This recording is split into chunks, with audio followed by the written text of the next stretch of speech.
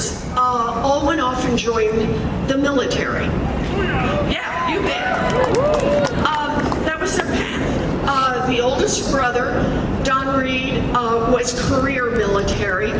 He spent about 5.5 years off and on in combat in Vietnam. We were really lucky to get him back home. You bet. My second brother, John. Now, John spent a little over a year stationed overseas. My third brother, David, trained as a combat medic. And the consequence of that gave rise to a rule in our family: never choke in front of David.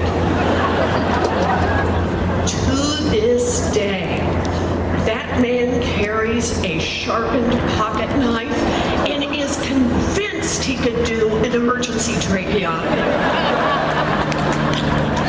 We have some really exciting times at Thanksgiving. Somebody goes, and we all just back out of the room. Not me, David, not me. I'm close to my brothers. I love my brothers.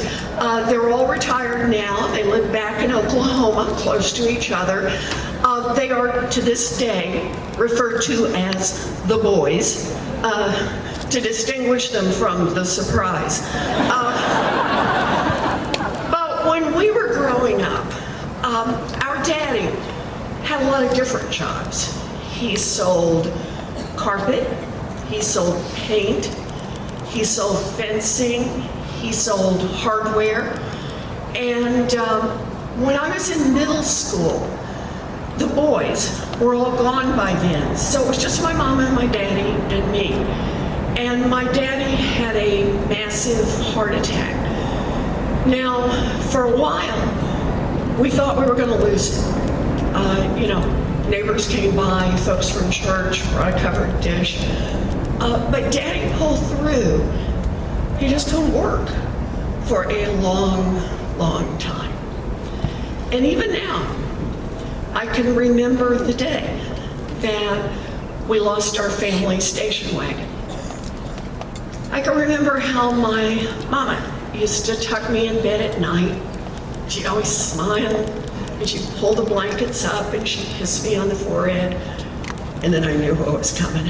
She'd walk outside my bedroom, close the door, and I could hear her start to cry. Never cried in front of me. This was the time when I learned words like mortgage and foreclosure. And one morning, I walked into my folks' bedroom, and laid out on the bed was the dress. Now, some of you in this room will know the dress. It's the one that only comes out for weddings, funerals, and graduations. And there it is. The dress is laid out. And at the end of the bed, there's my mama in her slip and her stockinged feet. And she's pacing, looking down. And she's saying, "We will not lose this house. We will not lose this house. We will not lose this house." She was 50 years old. She had never worked outside the home, and she was terrified. And I'm just a kid, and I'm standing in the doorway. I haven't said a word. And finally she looks up and sees me standing there. And she doesn't say anything. She looks at me, and she looks at that dress, and she looks back at me, and she wipes her face and pulls on that dress and puts on her high heels and walks to the Sears, and she gets a full-time minimum wage job answering phones. And that minimum wage job saved our house, and it saved our family.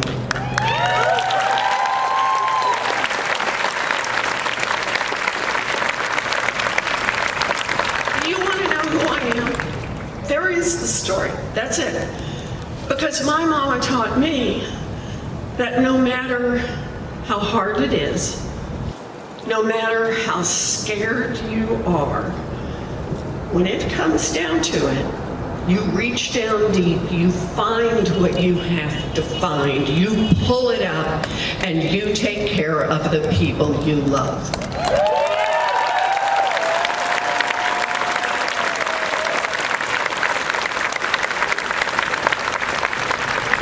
So, it was years, not a competition.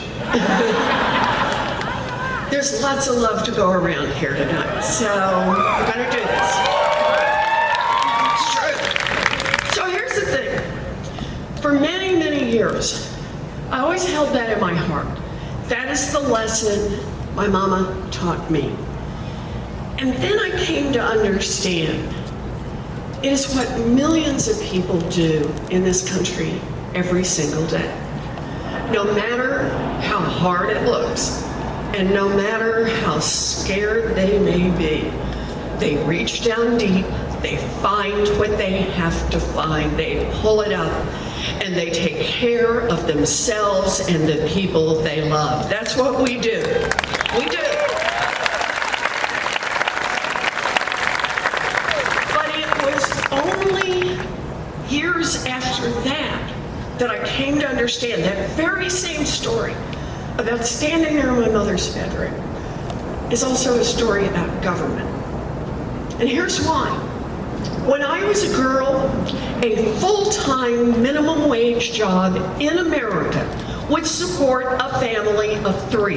It would cover a mortgage, it would cover the utilities, and it would put food on the table.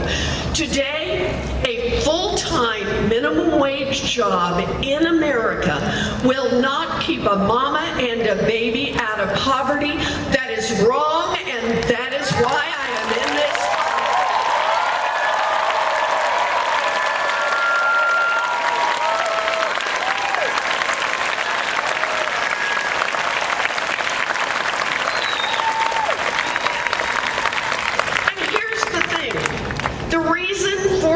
Difference is about who our government works for. When I was a kid, the question asked in Washington is, what does it take a family of 3 to survive? What does it take for them to make it in America? What does it take a family of 3 to get a good toehold in America's middle class, a place that is solid, that they can build from? Today, the question asked in Washington is, where do we set the minimum wage to maximize the profits of giant multinational corporations? Well, I don't want a government that works for giant multinational corporations. I want one that works for our families.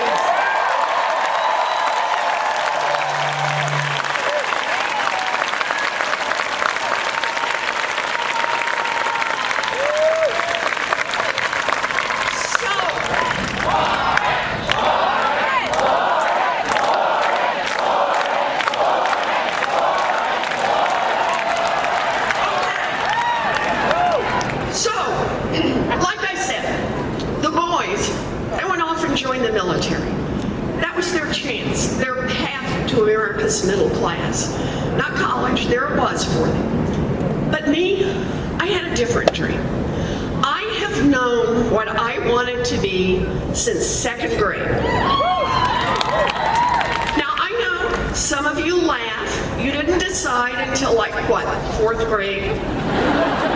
Way back there? What, 5th grade? I can tell. Me, I have known since 2nd grade, and I have never wavered from it.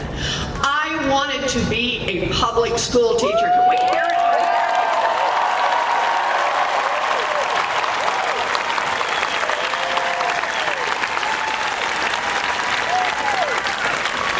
This is what I wanted. And I want you to know, I invested early. I used to line my dollies up and teach school. I had a reputation for being tough but fair. But I wanted it. Every day that went by, it's what I wanted. But by the time I graduated from high school, my family didn't have the money for a college application, much less to send me off to 4 years at a university. So, like a lot of Americans, I do not have a straight path story. I have a story with some twists and turns. So here's how my story goes. Graduated from high school, got a scholarship to college, go debate. Yeah. And then at 19, I fell in love, got married, dropped out of school, and got a minimum wage job.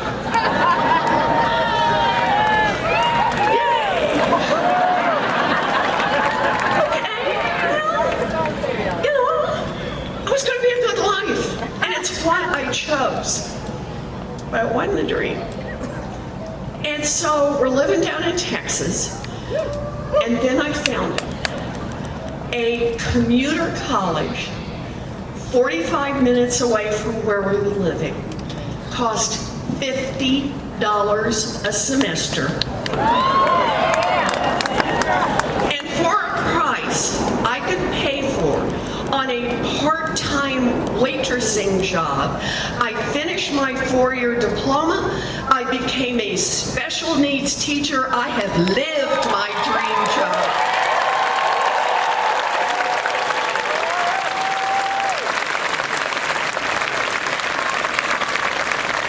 So, do we have any public school teachers here?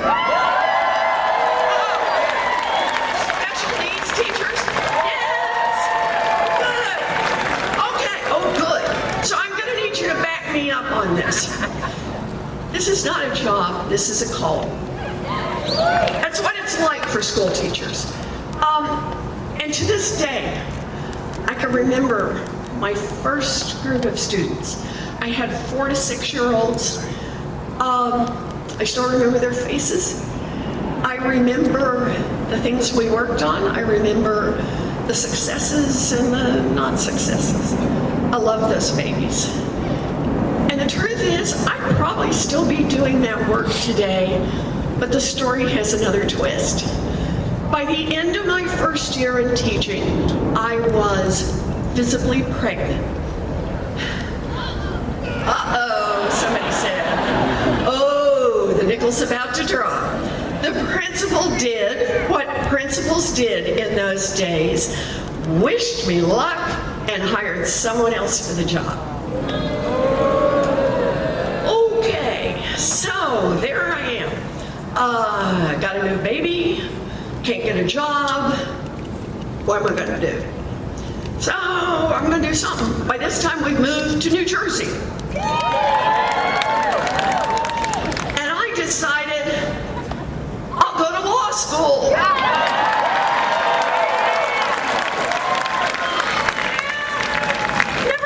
Friends who went to law school exactly how they got there. So that was it for me. Found a public law school, $450 a semester. Yep. And baby on hip, went to law school for 3 years. Graduated from law school, visibly pregnant.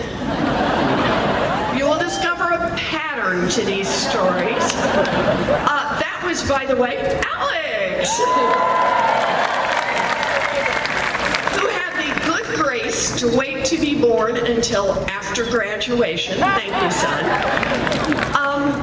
And so, 2 little babies now. I took the bar and practiced law for 45 minutes. And then I went back to my first love, teaching. I traded little folks for big folks and have spent most of my grown-up life teaching in law school. Yeah, there it is.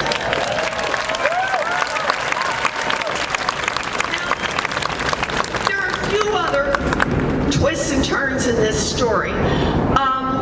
Husband number 1, it's never a good sign when you have to number your husbands.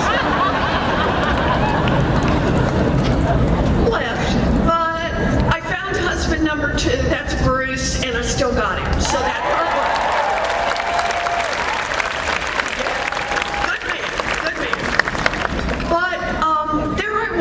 teaching in law school. And here's the thing. I don't know if everybody does this who grows up worried about money, but for me, man, I mastered every class that was about money.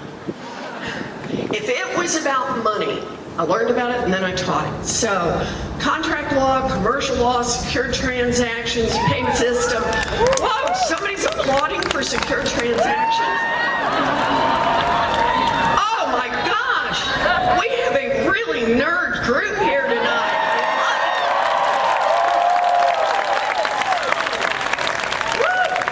All right, law and economics, bankruptcy law, debtor creditor, taught it all. But there was one central question that my work always focused on, and that is, what's happening to working families in America? Why is America's middle class being hollowed out? And why is it that for people who work every bit as hard as my mother worked 2 generations ago, today find the path so much rockier and so much steeper? And for people of color, even rockier and even steeper.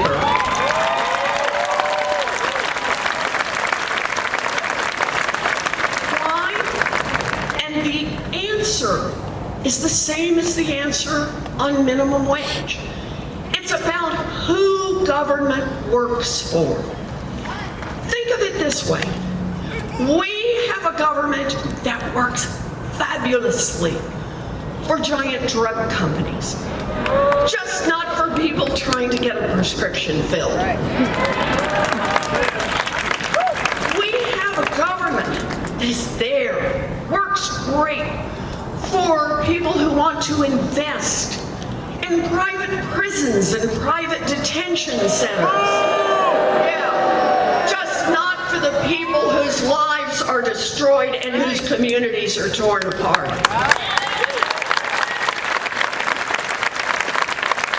We have a government that works tremendously for giant oil companies that want to drill everywhere.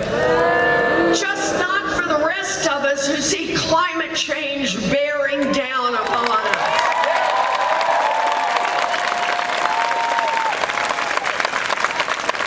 And when you see a government that works great for those with big money and isn't working so well for everyone else, that is corruption pure and simple, and we need to call it out for what it is.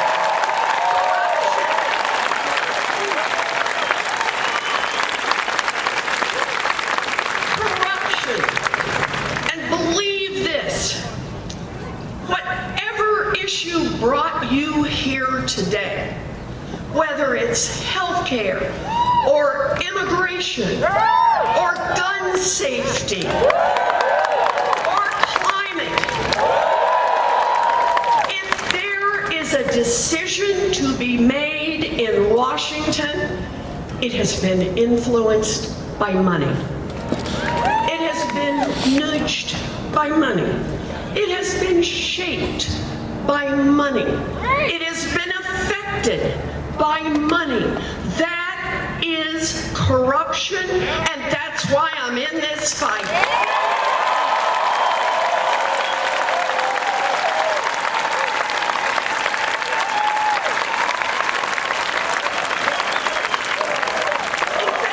I want to tell you one quick story. I want to tell you a story about climate. Let's just start there. Go back and read from the 1990s, early 1990s. Our country, our scientists, and people generally are starting to get it about what's going on climate. They're starting to get it on what it means to be putting so much carbon into the air. They were calling it global warming, but they had the basic idea. They understood. And so here's the amazing part. Democrats and Republicans were working together in Washington. They're holding hearings, they're talking about what to do. They're actually saying, do we need to give more power to the EPA? Do we need to strengthen clean air laws? What are the mechanisms that we can use to try to reduce carbon getting into our air? And then along come the Koch brothers. Oh,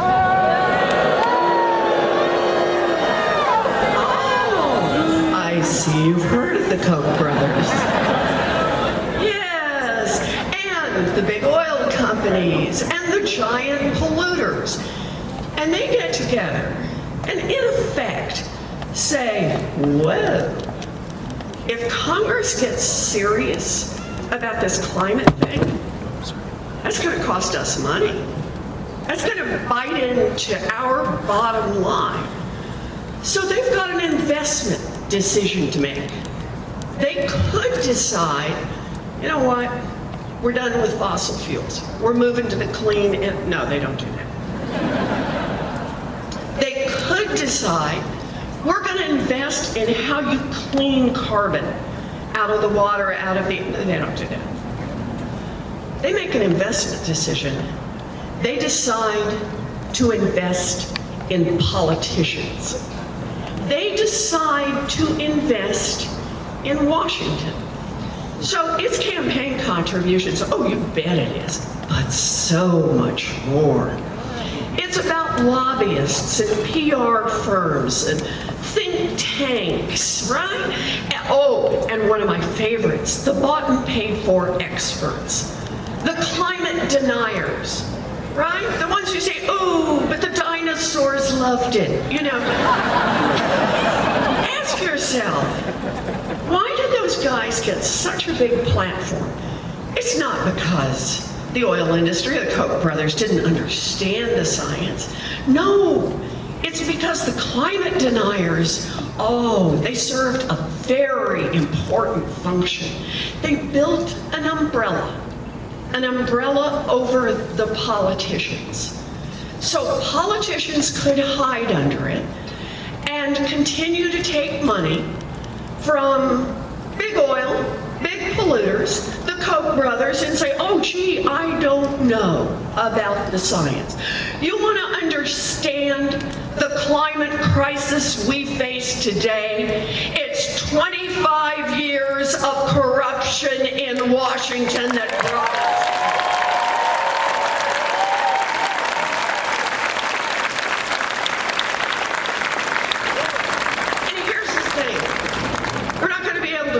This with, you know, one little statute over here and two small regulations over there. For us to fix this, we need big structural change.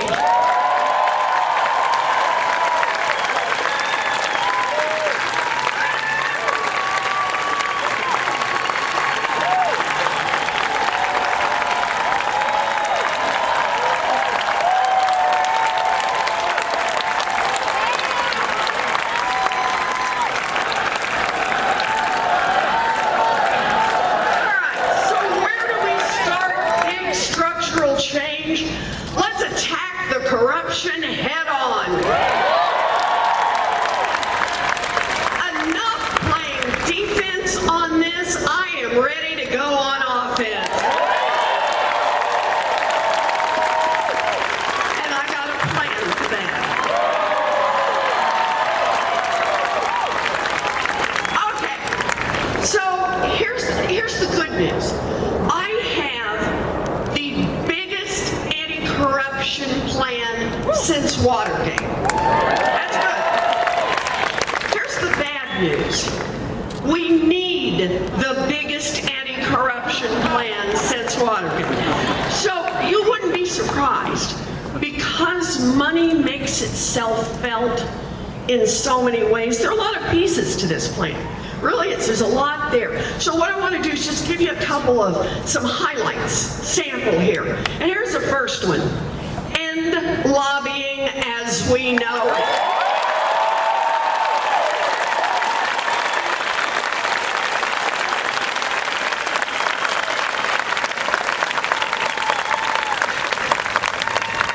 Let's block the revolving door between Wall Street and Washington.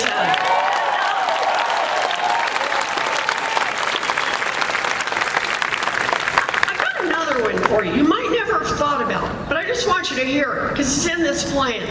And that is, make the United States Supreme Court follow basic rules of ethics.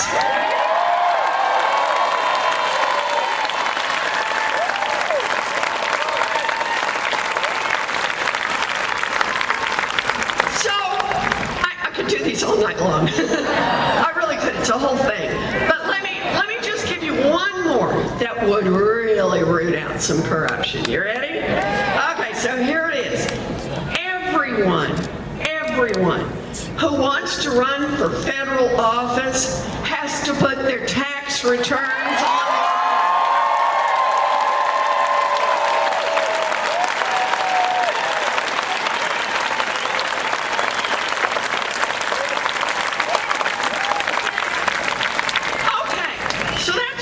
One, attack the corruption head on. No, but this is an important part one, because you start putting those folks on their back foot where they don't get to call all the shots in Washington, and now the world starts to open up on what we can do. Part two, we need to make some structural change in this economy. Here's the problem we've got. We've got these giant corporations. I mean, huge corporations that have swallowed up little businesses, swallowed up medium-sized businesses. Shoot, they've swallowed up what used to be big businesses. And it gives them not just the ability to make a lot of money, it gives them power, lots of power. Power over their own workers, power over their customers, power over the communities where they're located, power over our federal government. That's where it is. When you see something like that, it's clear to me what we need is a president with the courage to enforce the antitrust laws, break them up.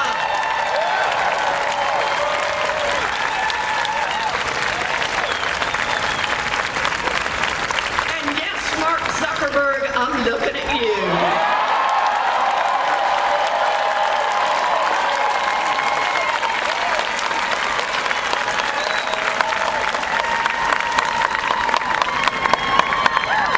All right. So the first part is how about we enforce current law?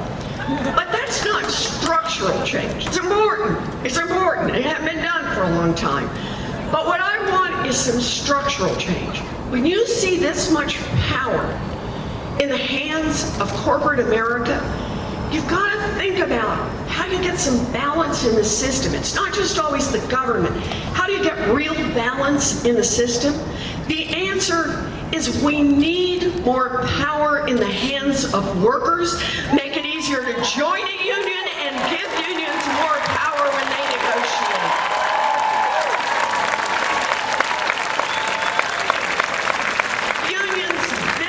America's middle class, and unions will rebuild America's middle class.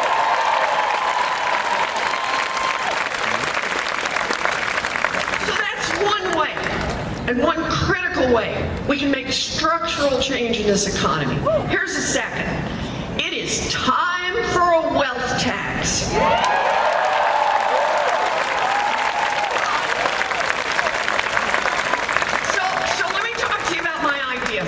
Here's the idea. It's a tax on the great fortunes in this country, above 50 million. So think of it this way. Your first 50 million, free and clear. I see some of you saying, oh, I can deal with this one. She's not unreasonable. Okay, good. But on your 50 millionth and first dollar, you got to pitch in 2 cents, and 2 cents on every dollar after that. 2 cents.